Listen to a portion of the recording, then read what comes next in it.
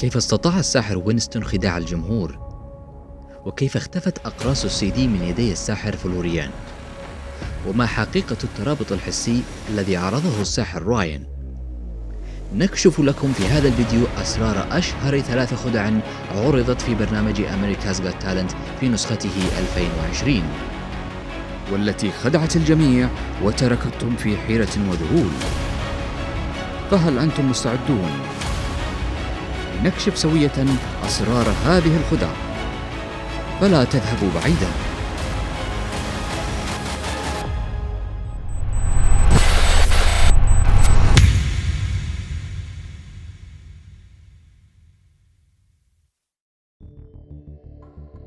الخدعة الأولى، خدعة الكروت المخفية. فقد قام بهذه الخدعة الساحر الفنزويلي وينستون ضمن العروض المؤهلة لنهائيات برنامج أمريكا's Got Talent، والتي تركت الجمهور ولجنة التحكيم في دهشة وذهول، حيث يقوم الساحر بالتخلص من الكروت البيضاء التي في يديه، ولكن تظهر كروت أخرى مجددا، ثم يقوم بالتخلص منها وتظهر كروت أخرى مجددا، وهكذا باستمرار. فما سر هذه الخدعة؟ كما نلاحظ أن وينستون أتى ويداه فارغتين، ولكن يوجد مكان مخفي في الكرسي الذي يجلس عليه، ومن هناك يسحب بعض الكروت كما تلاحظون هنا، وباستخدام مهارات اليد يعرضها وكأنها جاءت من العدم، ومن ثم يقوم بإظهار العديد من الكروت تباعا، وفي الواقع لديه مجموعة كبيرة من الكروت في يديه، وبواسطة إصبع الإبهام يأخذ كرت من المجموعة، ومن ثم يأخذ كرتا آخر من نفس المجموعة. ولذلك يمكننا الجزم أن هذه الخدعة ترتكز على مهارات خفة اليد، وتتطلب ممارسة كبيرة حتى يتمكن الشخص من إتقانها بشكل جيد. وهنا أصعب حركة قام بها الساحر، والتي تتمثل في إظهار كروت عديدة بين أصابع كلتا اليدين. يقوم الساحر بإمساك 4 كروت في كل يد، وبمساعدة الأصابع الأخرى يقوم بتوزيع الكروت فيما بينها. والجزء الأصعب هو توزيع الكروت وإمساكها بالطريقة الصحيحة كما تلاحظون. وهكذا قام بخداع الجمهور، ولكن حتى لو عرفنا سر هذه الخدعة فمن الضروري ممارستها بشكل كبير.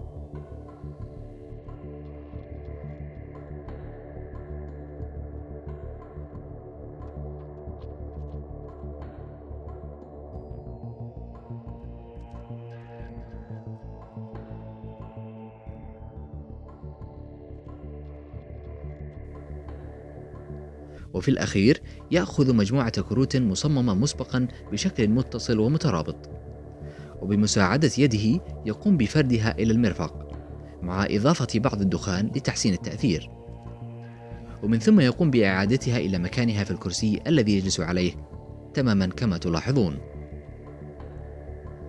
الخدعة الثانية، خدعة أقراص السي دي. قام بهذه الخدعة الساحر الفرنسي فلوريان في برنامج أمريكا's Got Talent، وتركت الجمهور ولجنة التحكيم في حيرة تماما كالخدعة السابقة، حيث يقوم الساحر بتحويل قرص السي دي إلى قصاصات ورقية كما تشاهدون، كما يقوم بنقل قرص السي دي من يد لأخرى في لمح البصر، ويقوم أيضا بالتحكم بأعداد كبيرة منها وبأحجام مختلفة.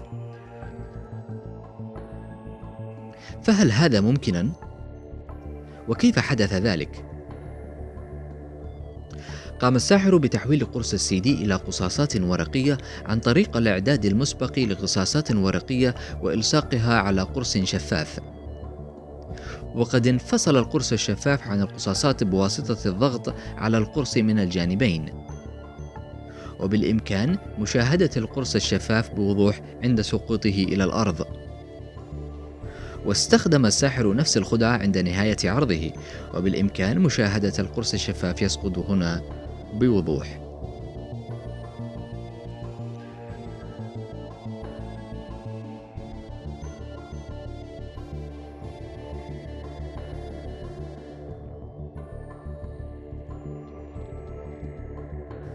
أما انتقال الأقراص من يد لأخرى واختفائها، فتكمن الخدعة في تغيير موقع القرص ونقله إلى خلف اليد وإصبع السبابة كما تشاهدون. ومن الضروري القيام بهذه الخدعة بسرعة كبيرة لإيهام الجمهور أن القرص قد اختفى. وبالتزامن يظهر القرص الذي في اليد الأخرى وهكذا باستمرار، فيتوهم الجمهور أن القرص قد انتقل من يد إلى أخرى، في حين أن الأقراص ما زالت في مكانها.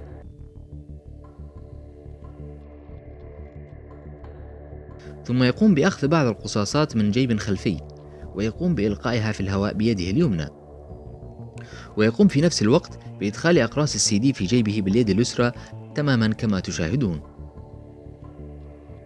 وتعتمد هذه الخدعة بشكل أساسي على حرف الأنظار وإلهاء المشاهدين.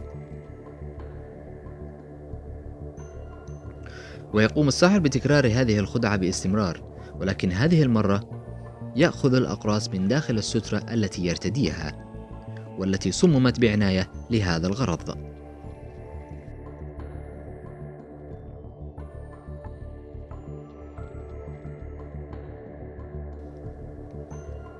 الخدعة الثالثة، خدعة الترابط الذهني، حيث يقوم الساحر رايان بالضغط على يد سايمون، وعندها يشعر هاوي بنفس الشيء وهو معصوب العينين. وكذلك عندما يقوم سايمون برفع يده، يقوم هاوي برفع يده أيضا إلى نفس المستوى طلوعا ونزولا.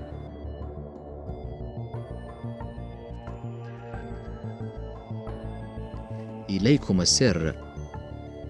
في البداية يقوم الساحر بالضغط على يد سايمون، وفي نفس اللحظة يقوم بالضغط بقدمه على قدم هاوي مانديل وهو معصوب العينين، ومن ثم يسأل: هل شعرت بالضغط؟ فستكون الإجابة بنعم. ولذلك نلاحظ أن الطاولة المستخدمة قد وضع عليها قطعة قماش سوداء لكي لا يشاهد الجمهور حركات القدم. ومن ثم يقوم الساحر بنفس الشيء مرة أخرى، ولكن هذه المرة يطلب من هاوي أن يرفع يده إلى الأعلى بناء على شدة الضغط، ويطلب من سايمون أن يرفع يده إلى أعلى وأسفل ببطء كيفما يشاء. وعندها يقوم بالضغط على قدم هاوي بقوة تتناسب مع حركة يد سايمون، فإذا كانت اليد مرتفعة سيضغط بشدة، وإذا كانت منخفضة سيضغط على قدم هاوي بشكل خفيف، وعندها تتساوى اليدان في الارتفاع والانخفاض.